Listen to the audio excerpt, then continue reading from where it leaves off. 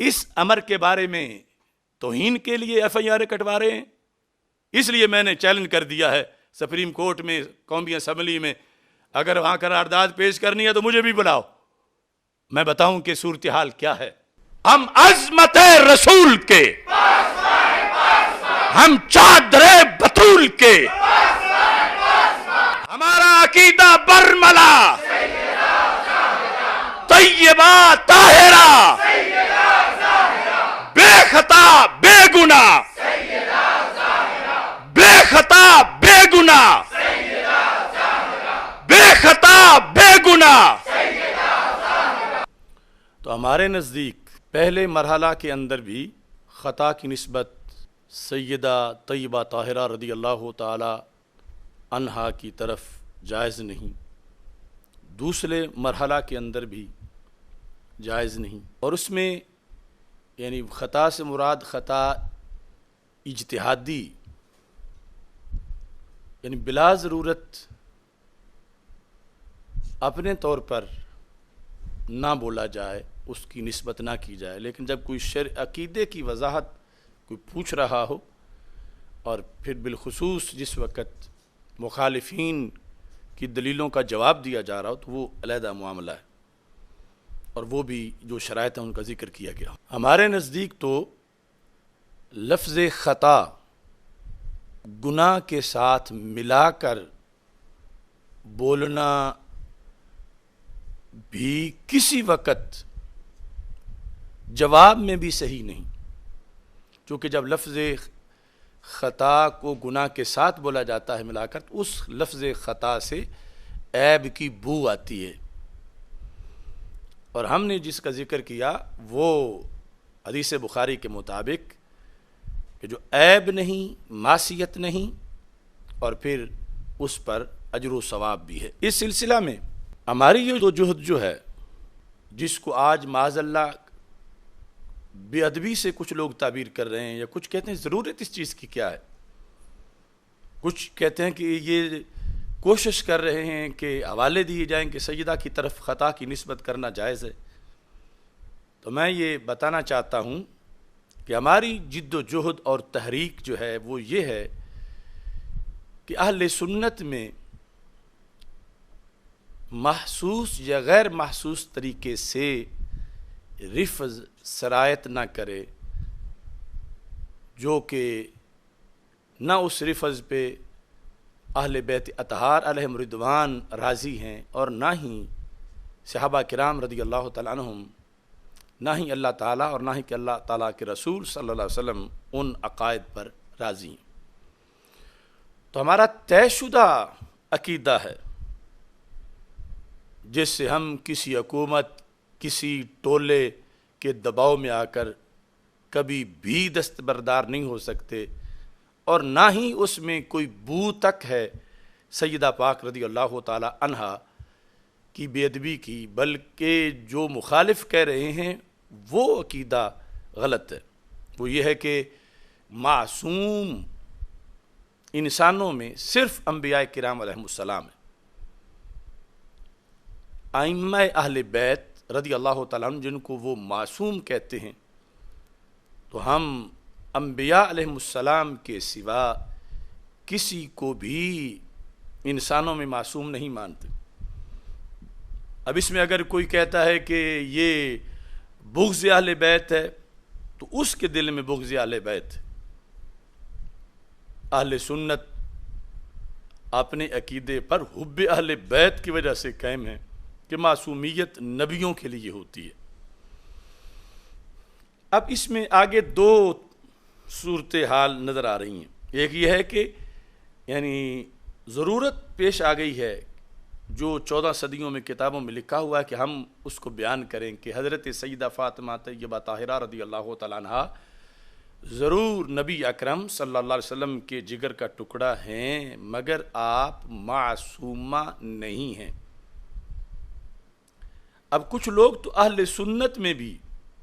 جہالت سے آ کر معصومہ کہنے پر بھی تلے ہوئے ہیں, جو کہ روافض کے نزدیک اس کی جو تعریف ہے وہ نبوت سے بھی اونچا ایک درجہ ہے بعض وجوہ میں. دوسری طرف ہم اہل سنت میں ہی ایک طبقہ ایسا ہے کہ جو بولنے تک تو یہ کہتا ہے کہ غیر معصومہ ہیں، معصوم صرف نبی ہیں، مگر عملاً بیان کرتے وقت عقیدہ وہ وہی بیان کرتے ہیں جو عقیدہ روافض کا ہے، یعنی غیر معصومہ کہہ کر بھی بات روافض والی کرتے ہیں۔ وہ یہ ہے کہ روافض کے نزدیک معصوم ہیں ائمہ، مثلا سیدہ طیبہ طاہرہ رضی اللہ تعالی عنہا، ائمہ اہل بیت معصوم ہیں۔ مطلب کیا ہے کہ وہ ہمارے نزدیک جو نبیوں کا مقام ہے اس سے بھی آگے معصوموں کا مقام مانتے ہیں۔ کس طرح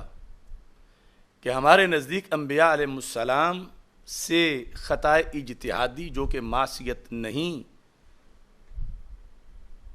اس کا امکان تو کیا اس کا وقوع بھی مانا گیا، جبکہ روافض کے نزدیک سیدہ طیبہ طاہرہ رضی اللہ تعالی عنہا سے خطا اجتہادی کا وقوع تو کیا امکان بھی نہیں مانا جا سکتا۔ تو اب ہمارے جو لوگ سیدہ پاک رضی اللہ تعالی عنہا کے مسئلے میں یہ سٹینڈ لے رہے ہیں کہ آپ کی طرف خطا اجتہادی کی بھی نسبت نہ کی جائے، وہ بھی جو مشروط طریقے سے، اتنا ہی، اس کا مطلب یہ بنا کہ وہ سیدہ پاک کے لیے ایک وہ وصف ثابت کرنا چاہتے ہیں جو نبیوں سے بھی آگے کا ہے، جو نبوت سے بھی آگے کا ہے۔ تو یہ ہے غیر محسوس طریقے سے معصومہ ماننا، کہ کہنا تو غیر معصومہ مگر عملاً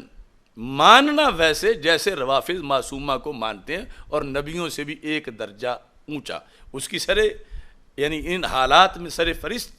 واضح طور پر یہ مثال ہے کہ جس پر آج آزمائش میں عوام تو کیا امت کے علماء بھی کتنے پھنسے ہوئے ہیں کہ وہ سیدہ پاک رضی اللہ تعالی عنہا کی طرف جواب دیتے ہوئے ان شرطوں کے ساتھ بھی خطا اجتہادی کی نسبت کرنے کو بے ادبی کہہ رہے ہیں، جبکہ یہ نسبت ہمارے اکابر نے، بلکہ خود رسول اللہ صلی اللہ علیہ وسلم نے حدیث میں نبیوں کی طرف بھی مانی ہوئی ہے۔ تو پھر کیا نتیجہ نکلا کہ رافضیت اہل سنت میں مسلسل یہ موضوعات بیان نہ ہونے کی وجہ سے اہل سنت میں سرایت کر چکی ہے کہ اگرچہ یہ مانتے سیدہ پاک کو غیر معصوم ہیں، مگر مانتے وہ شان ہیں جو شان نبیوں سے بھی آگے ہے۔ کس بات میں؟ خطا اجتہادی کی نسبت نہ کر کے۔ اب اس سلسلہ میں عام نہیں، یہ ترجمہ کنز الایمان جو ہے قرآن ہے، اور میں سارے ان خطیبوں سے، ان پیروں سے کہ ہم محبت والے ہیں، ہم ادب والے ہیں، ہم یقیناً محبت والے ہیں، ہم ادب والے ہیں، تو اس پر حاشیہ جو ہے تفسیری حاشیہ خزائن العرفان، وہ حضرت قبلہ سید محمد نعیم الدین مراد آبادی کا ہے، ایک سید ذات کا تفسیری حاشیہ، عام رسالہ نہیں، قرآن کی تفسیر۔ اس میں جو قرآن مجید برہان رشید کی سورہ بقرہ کی آیت نمبر 35 ہے، وَلَا تَقْرَبَا هَٰذِهِ الشَّجَرَةَ فَتَكُونَا مِنَ الظَّالِمِينَ، اس کے حاشیہ، تفسیری حاشیہ میں حضرت سید نعیم الدین مراد آبادی رحمہ اللہ تعالی کیا لکھتے ہیں؟ تفسیری حاشیہ جو اس چھاپے کے مطابق بقیہ میں لکھا ہے 1095 صفحہ پر، یہ تفسیری حاشیہ کیا لکھا ہے؟ اس میں لکھتے ہیں کہ حضرت آدم علیہ السلام کو خیال ہوا کہ لا تقربا کی نہی تنزیہی ہے، تحریمی نہیں، کہ اللہ تعالیٰ نے جو روکا ہے کہ قریب نہ جاؤ، تو یہ نہی تحریمی نہیں تنزیہی ہے۔ اب یہ ہماری غلطی ہے نا کہ قرآن کا جو مطلب ہے وہ ہم لفظ بولیں گے تاکہ کوئی کہے عوام کو کیا پتہ ہے ان چیزوں کا، تو عوام کو پتہ ہونا چاہیے نا کہ مکروہ تحریمی کیا ہوتا ہے، مکروہ تنزیہی کیا ہوتا ہے۔ تو ظاہر ہے کہ جو چیز نبوت کی طرف منسوب ہو سکتی ہے تو نبوت کے نیچے وہ منسوب کریں گے تو توہین نہیں ہوگی، بلکہ اس کا مشروع طریقے سے اگر نچلے طبقے کے لیے جائز نہیں سمجھیں گے تو پھر عملاً روافض والا عقیدہ نظر آئے گا کہ یہ تو اس طبقے کی شان نبیوں سے زیادہ مانتے ہیں، کہ نبیوں کی طرف نسبت جائز سمجھتے ہیں اور سیدہ کی طرف نسبت جائز نہیں سمجھ رہے۔ اب یہ جملہ دیکھو، یہ تمام سادات کرام، مشائخ، مفتیان کرام، تمام ملت اسلامیہ، تمام عوام کی طرف منسوب کر رہا ہوں۔ یہ اپنے اپنے پاس جو گھروں میں موجود ہے قرآن مجید کنز الایمان، تو اس پر یہ دیکھ لے۔ ولا تقربا کے حاشیے میں کیا لکھا ہے کہ حضرت آدم علیہ السلام کو خیال ہوا کہ لا تقربا کی نہی تنزیہی ہے، تحریمی نہیں ہے، یعنی اجتہاد انہوں نے کیا، کیونکہ اگر وہ تحریمی سمجھتے تو ہرگز ایسا نہ کرتے کہ انبیاء علیہ السلام معصوم ہوتے ہیں۔ یہاں حضرت آدم علیہ السلام سے اجتہاد میں خطا ہوئی، اور خطا اجتہادی معصیت نہیں ہوتی۔ تو میں سارے مسلمانوں سے کہتا ہوں کہ جو بات قرآن کی تفسیر میں حضرت سید نعیم الدین مراد آبادی لکھ رہے ہیں کہ حضرت آدم علیہ السلام سے خطا ہوئی، صرف امکان نہیں، وقوع، اور ساتھ قید لگا رہے خطا اجتہادی کی، تو حضرت آدم علیہ السلام سے وقوع خطا اجتہادی اگر توہین نہیں اور بالیقین نہیں، تو جو نبوت سے نیچے طبقہ ہے وہاں خطا اجتہادی کا امکان یا امکان بمعنی وقوع، اور وہ بلکہ ایک اجر و ثواب ہے، اس کو توہین کیوں کہا جا رہا ہے؟ اور اگر کہا جا رہا ہے تو روافض کے نظریے پہ کہا جا رہا ہے، کیونکہ روافض جو ہیں وہ معصومیت کو نبوت سے بھی آگے مانتے ہیں، اور ان کا نظریہ ہے کہ سیدہ خطا اجتہادی بھی نہیں کر سکتی، اور اگر سنی نبی کی تو خطا اجتہادی کا وقوع بھی مانے اور سیدہ پاک کی خطا اجتہادی کا امکان بھی نہ مانے، تو پھر کیا ثابت ہوا کہ یہ ٹولہ جو ہے غیر محسوس طریقے سے روافض کے نظریے پر ہے۔ اگر اہل سنت کے نظریے پر ہوتا تو جہاں جو چیز نبوت کی طرف منسوب ہو سکتی ہے وہ نبوت سے نچلے طبقے کی طرف کیوں نہیں منسوب ہو سکتی؟ اور پھر اس کو گستاخی کیسے کہا جا سکتا ہے؟ بلکہ اگر نفی کی جائے گی تو پھر گستاخی بنے گی۔ کس طرح نفی کی جائے گی کہ امکان ہی نہیں، تو پھر یہ ہوگا کہ نبوت کی توہین ہو رہی ہے، کہ نبوت میں تو یہ لوگ امکان مانتے ہیں، یہ ہمیں دیوبندی کہیں گے، خارجی کہیں گے، سارے لوگ کہیں گے کہ تمہارے اسلاف کا 14 صدیوں میں تو یہ نظریہ ہے کہ اہل بیت کا مقام اور صحابہ کا مقام نبوت کے نیچے ہے، لیکن عملاً تم اوپر مان رہے ہو۔ چونکہ کس طرح اوپر مان رہے ہو کہ تم ایک نبی حضرت آدم علیہ السلام کی طرف تو خطا کی نسبت کر رہے ہو، خطا اجتہادی کہہ کر، اور وہ کہ معصیت نہیں، اگرچہ مکروہ تنزیہی سمجھا، اجتہاد میں اجتہاد تھا، اور اجتہاد میں جو خطا ہوئی وہ معصیت نہیں، عیب نہیں۔ تو یہ بات جب ایک نبی علیہ السلام کے لیے مانتے ہیں اہل سنت، اور اس میں شک نہیں، اور یہ ہم نہیں کہہ سکتے کہ یہ ادب والوں کی زبان نہیں،